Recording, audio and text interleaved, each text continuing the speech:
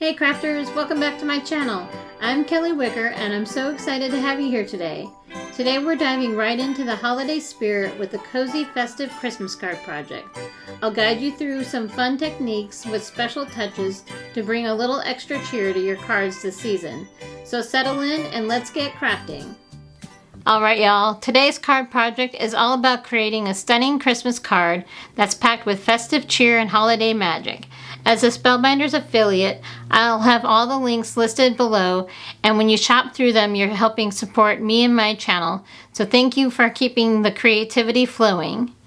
The stars of today's project are the Spellbinders Candy Canes and Holly Etched dies from the Home for the Holidays collection. This is it.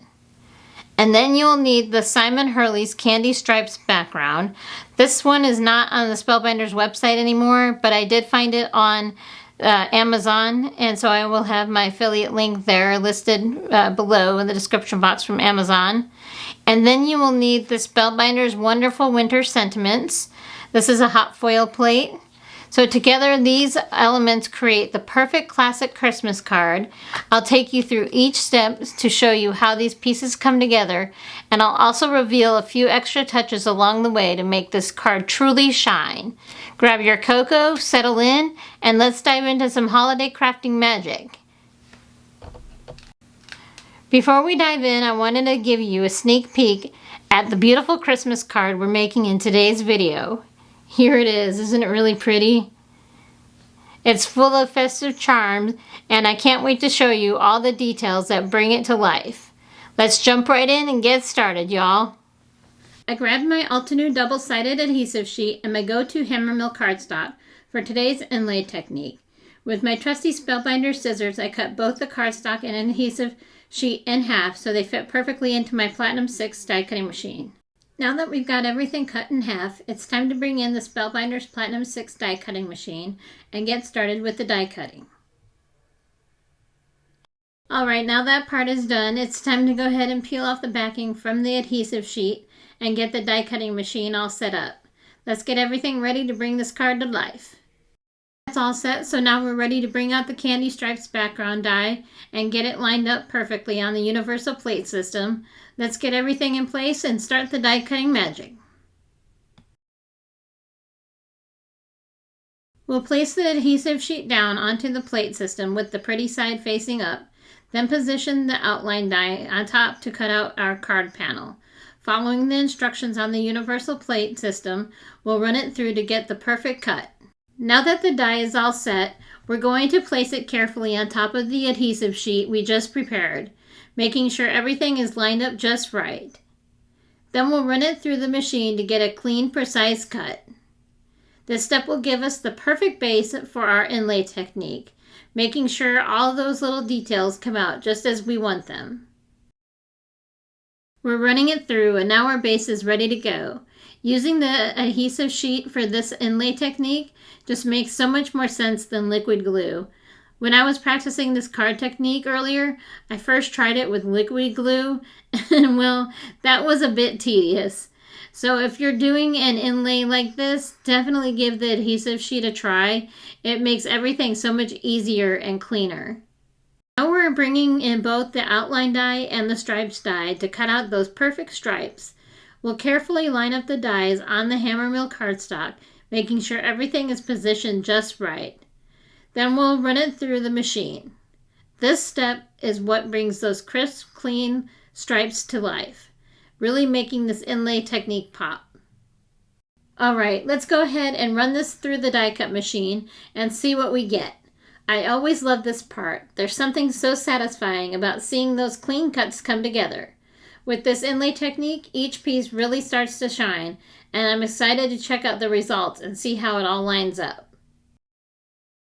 These stripes turned out perfect. They are so crisp and clean, exactly what we need to make this inlay technique really stand out on the card. I love how these details are coming together.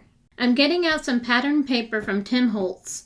This one's called Christmas Noel from this year's collection. We'll run this through the die cut machine to cut out some more stripes. Adding this pattern paper is really going to bring our inlay background panel to life and add that extra festive touch. Alright, I'm leaving the stripes on the cutting plate to keep them perfectly aligned. Keeping everything in place is essential for achieving that precise inlay look. See what I mean about turning the card panel into a sticker? This step really makes a difference. Instead of dealing with glue, which can get messy and shift things around, the sticker backing allows me to place each stripe quickly and accurately. It saves so much time and keeps the layout looking clean and professional. Just peel in place and the design is already coming together beautifully. We're halfway through putting the stripes in. Doesn't this look awesome so far? I'm loving how it's coming together. Do you like doing inlay techniques like this? Let me know in the comments below. I'm especially loving this pattern paper from Tim Holtz. It's so pretty and just perfect for this holiday design. See why I sped this part up? It took a good few minutes to get all these stripes in place in real time, so speeding it up just made sense. But trust me, it's worth the time to get this inlay looking so clean and precise. Now we're moving on to cutting out the candy canes. I'm using Fawn glitter cardstock for this. It's honestly the best glitter cardstock out there. I love it. I'll be cutting the candy canes off camera to keep things moving, but I can't wait to show you how they add that extra sparkle to our card.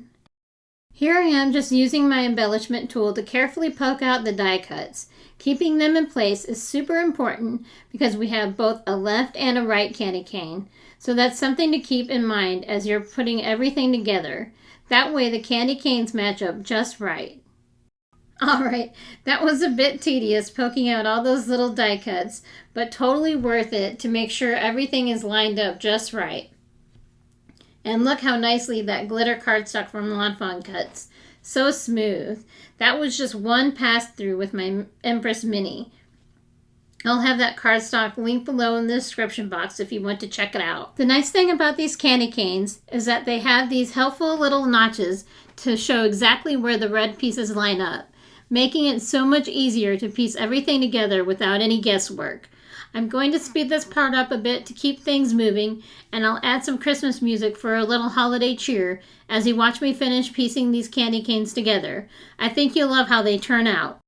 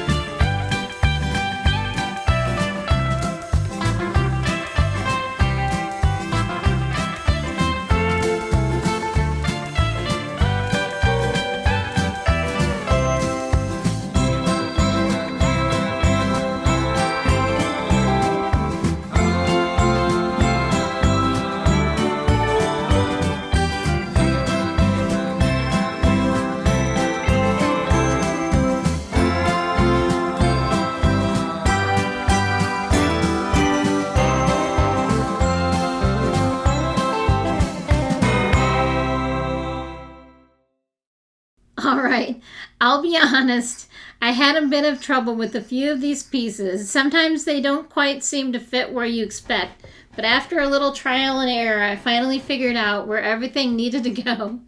Now we've got 2 candy canes all set, looking fantastic for our card. It can be a bit of a puzzle, but taking the extra time to get each piece lined up just right really pays off. I'm so happy with how these turned out, and I think they're going to look amazing on the finished card. I picked out 2 different greens from the Lawn Fawn Glitter Cardstock pack and cut out the holly shapes off camera with my Empress Mini. The greens have such a nice sparkle that will really add a festive touch to the card. Alright, now those are all cut out, I'm reaching for my Barely Arts glue here to start piecing together the holly and berries. And I love using the glue for intricate details like these. The fine tip gives me precise control so I can apply just the right amount without any mess, which is especially helpful with small pieces. I'll be arranging the holly leaves carefully around the bright red berries, spacing them just right to create that classic holiday look. The glitter cardstock from Lawn Fawn really makes each piece pop, with the green leaves adding a lovely sparkle that complements the berries perfectly. Once everything is in place, the holly will add such a festive, eye-catching touch that's sure to make our card feel extra special for the holidays. Now I'm placing the holly and berries onto the candy cane, positioning them just right for a festive touch. The red berries and glittery green leaves look amazing against the candy cane stripes, adding that perfect holiday sparkle. Alright, so I'm just getting out my score buddy here to prep my note card, and as we near the end of the video, I want to take a moment to thank all my existing subscribers. So thank you so very much for being here, and give a warm welcome to everyone new, so thank you very much. Your support truly means the world to me, and I'm so grateful to have each of you here, crafting along and being part of this creative journey. Sharing these projects is such a joy, and I'm excited for all the crafting adventures ahead.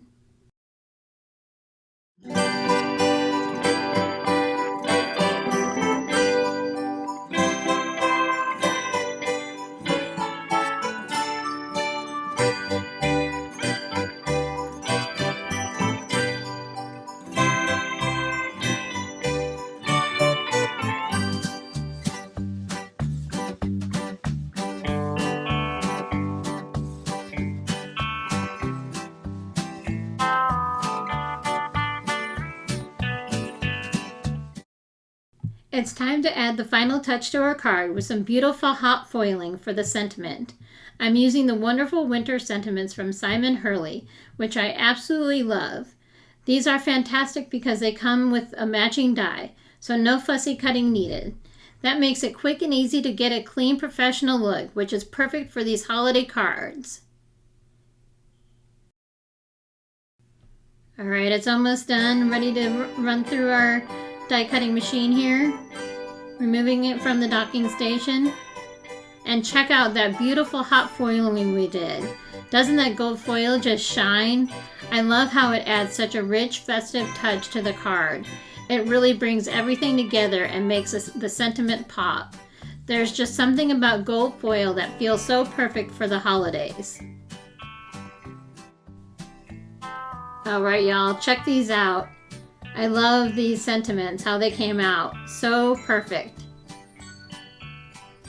And this is going to look great right front and center on the card. So I forgot I didn't want the 2 squares, the foam squares in the middle there, so I'm removing those. And then here we have it, y'all. The finished card. Look at how these festive details and glitter accents come together, giving it that extra sparkle and holiday cheer. I hope you enjoyed following along with this project and maybe picked up a few tips for your own holiday crafting. If you enjoyed this video, don't forget to give it a thumbs up and consider subscribing if you're new here. Your support means the world to me and it helps me bring more creative content like this to you. Thanks so much for watching, and I can't wait to see you in the next project. Happy holidays, happy crafting, and see you next time. Ciao for now.